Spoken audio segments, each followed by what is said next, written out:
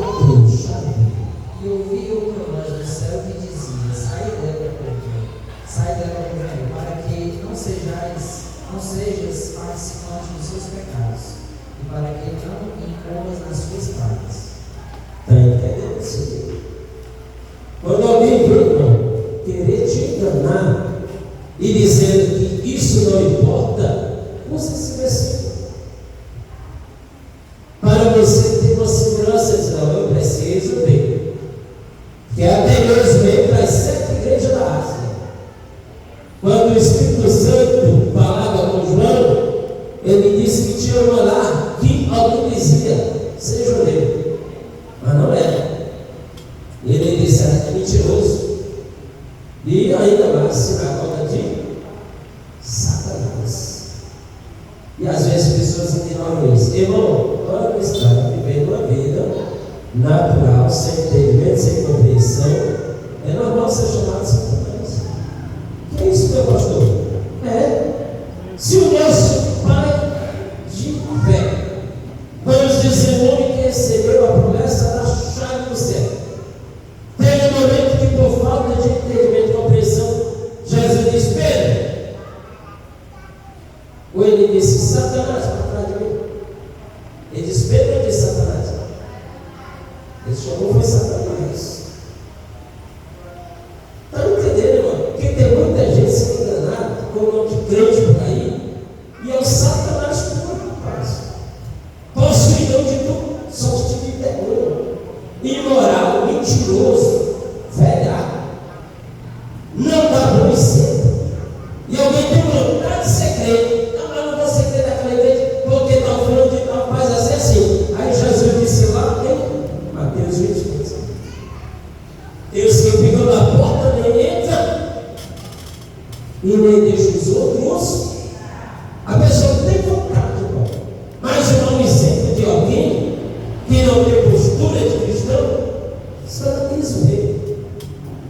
Eu sei que ele vai pagar ou ela no juiz caro, porque a Bíblia diz que melhor era não ter nascido do que ter nascido. Melhor seria fazer o quê? Dar um peso no pescoço e se lançar no mal do mal. Como quem diz, e era melhor para ele se suicidar. Misericórdia. Nem suicida debaixo do reino dos céus. Mas para os que escandalizam, o juízo é pesado. Então pensa bem na hora de fazer algo que não agrada a Deus. Tem que fazer uma análise todo momento. Meu Deus, qual é a minha postura? Como é que eu estou me comportando? Será que eu estou no caminho daqueles que podem ser elogiados por ti? Louvado seja o nome do Senhor. Vamos para outra referência bíblica. Por quê? Porque nesse nome aqui a gente pode observar a questão do entendimento. Vamos lá, 1 Pedro, capítulo 5, versículo 6. O que é uma postura correta diante de Deus?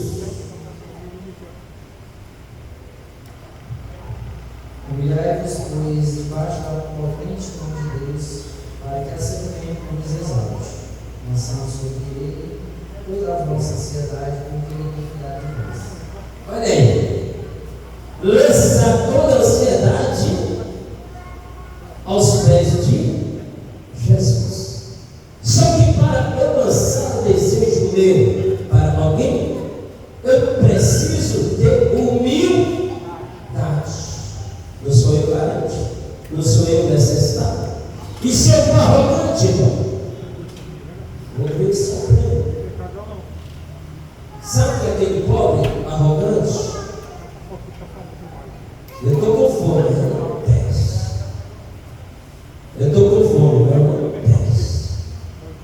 Eu preciso confessar, eu não confesso. Mas também, se não confessar, não alcança misericórdia. Aí nós começamos a dominar a luz perante de Deus. Então isso é uma postura correta diante do homem, que se diz servo de Deus. Postura diante de Cristo. Não é simplesmente ficar no meu erro e dizer isso aí é uma norma da igreja, isso é uma norma da religião, isso aí é coisa da liturgia do culto. Não, Senhor. É humilhar-vos perante Deus. Todos que se humilharam, a primeira coisa que fazia, se ajudar.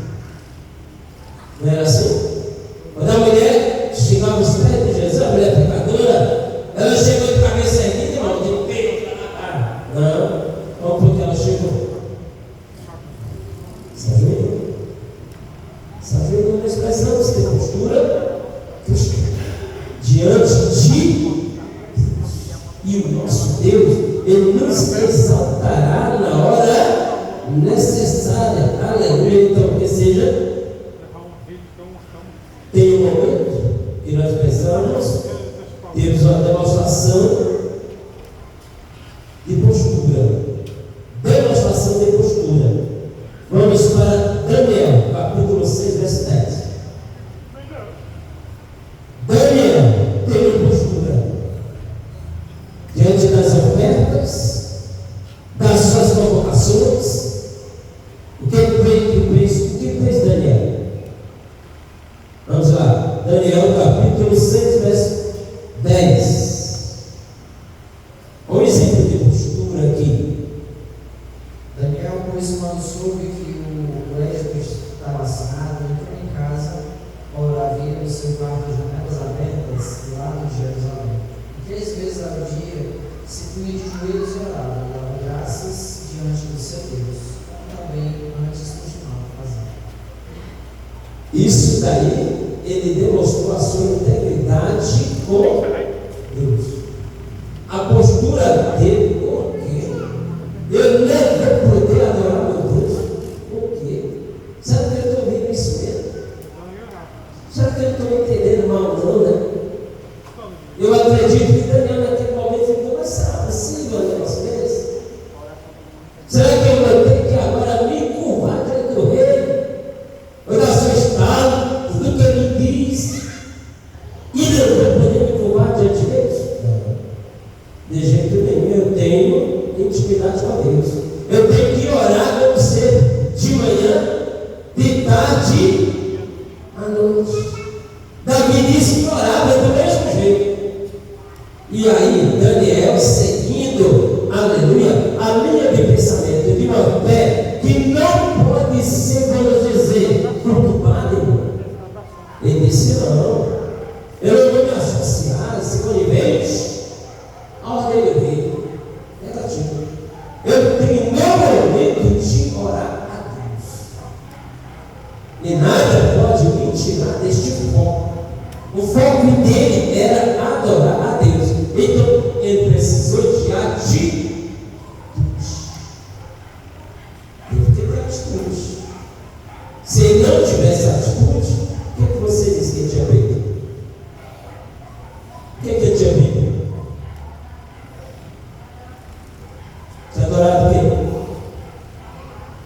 Hein? Tinha seguido a ordem de quem? Do rei. Só que ele fez o contrário. Ele se posiciona naquela situação. Negativo.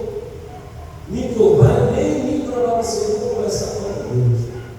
E aqueles que estavam querendo ver a ruína de Daniel, ao chegar junto, quando viram as portas abertas, vamos ver o que ele está fazendo. Olha, correndo porque ele disse: ei, rei, seu decreto valeu de nada para aquele camarada. Irmãos, o mesmo tempo passado é o meu presente. E o sistema secular continua a mesma coisa ou não? Continua, gente. Continua assim. Nós, como cristãos, precisamos ter apenas discernimento, aleluia, e ter as nossas convicções. e não deixar que alguém venha tirar a nossa postura, aleluia, como cristão, né? Então a fé cristã não é passiva, ela se manifesta em ações concretas que refletem o caráter de Cristo. Louvado seja o nome de Deus Pai. Como assim reflete o caráter de Cristo? Romanos 12 diz, o verso 21. Olha, 12 de Romanos, e o verso de número 21. Como é que vai agora reflete? Tem em nós o caráter de Cristo. Não te deixes vencer o mal, mas vence o mal com o bem. Paulo estava dizendo isso para os nossos irmãos e irmãs, vivendo num momento, olha só que uma perturbação. O mal batendo a porta dele, ele disse: não, vocês não podem ser vencidos pelo mal, mas vocês precisam vencer o mal com o bem. Louvado seja o nome do Senhor. Não, agora é algo diferente que em nós não pode de maneira nenhuma nós vivemos como o mundo vive. Louvado seja o nome do Senhor. Então eu, como pastor, preciso ter postura de pastor, ética pastoral. Aí você também, como membro da igreja, precisa ter a tua postura como um membro da igreja, aleluia, como um candidato, aleluia, que Paulo disse que nós já somos uma nação eleita, aleluia. Então, se eu sou eleito, eu vou desfrutar agora do que me dá direito. Louvado seja o nome do Senhor. Eu sou eleito, eu não sou vencido, aleluia. Eu já venci o mundo, aleluia. Como assim? Porque eu posso contar os dias até hoje, amanhã, ao Deus Pai pertence. Assim ou não? Eu só posso falar tudo até hoje. Aí alguém me chega e diz assim: e amanhã? Aí pergunte a Deus. Não é, amigo? Eu falo até hoje. Sou responsável pelo que falo até agora. Louvado seja o nome do Senhor. O amanhã, ao Deus eterno, está a responsabilidade dele. Agora, aonde eu chegar, eu preciso manifestar e revelar o caráter de Deus em minha vida. Aleluia. Aí é uma postura de cristão. Louvado seja o nome do Senhor. Alguém vai olhar para mim, olhar para você e dizer: olha aí, cidadão de caráter, coisa maravilhosa. É um cristão poder se elogiar por alguém em algum olhar e dizer assim: isso aí parece com as ações de Cristo. Louvado seja o nome do Senhor nosso Deus. Então, Deus continua abençoando, porque nós vamos continuar ainda com esse estudo que vai nos enriquecer um pouco mais. Aleluia. A postura. Então nós vamos para frente, tá certo? Ficamos aqui realmente a postura mental, foco e pensamento. Pensa aí. Agora tu vai começar na profundidade, né? Porque a postura mental, tá certo? E o foco da mente. Que o mundo está aí doente, mas a igreja não pode ver doente. Vamos continuar orando pelo pastor Eduardo, porque eu preciso das nossas orações. Amém? Nós resgatados fomos por quem nos quis salvar. Em Cristo livre somos, pra nunca mais pecado. Em Cristo livre somos, pra nunca mais pecado. Resgatados, aleluia.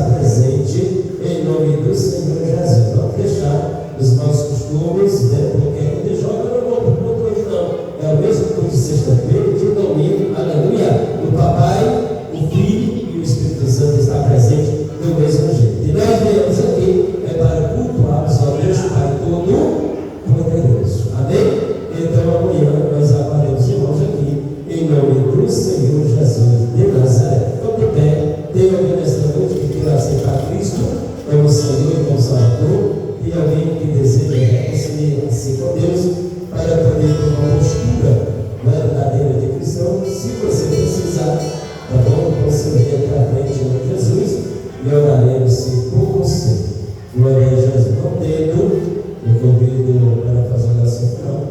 Presbítero Adelson, faz a oração final, em nome do Senhor Jesus. O benedito da bênção pastor.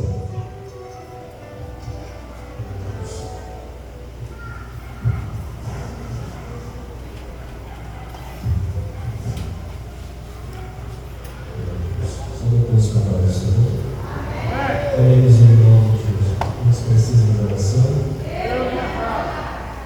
Maravilhoso Deus, nosso Pai, nos bendito, nós te louvamos, te agradecemos, eterno. Nesta noite, Pai querido, ó Pai, estamos em tua presença, nós ouvimos a tua palavra, meu Pai eterno. Ó Deus, obrigado pelo seu ensinamento, o Senhor tem nos dado nessa noite, Pai da glória. Possamos, Pai, guardar esta palavra em nossos corações, possamos, ó Deus querido, também procurar o Senhor viver e luz a tua palavra. Pai eterno, continue abençoando a igreja, abençoando o teu povo, fortalecendo, meu Pai, a fé de cada um dos teus filhos. Pedimos, Pai, a tua bênção sobre as nossas vidas. Agora, Pai, queremos para os nossos lares. Pai, continua com as tuas mãos estendidas sobre a tua igreja, Pai. É o que nós te pedimos, meu Senhor, e já te agradecemos por tudo, em nome de Jesus. Amém. A graça do nosso Senhor Jesus Cristo, o amor de Deus Pai, a comunhão do Espírito Santo seja com nós todos. Diga amém. Amém. A vitória é nossa. Se Deus é por nós, e o agir de Deus glória a Deus, aleluia.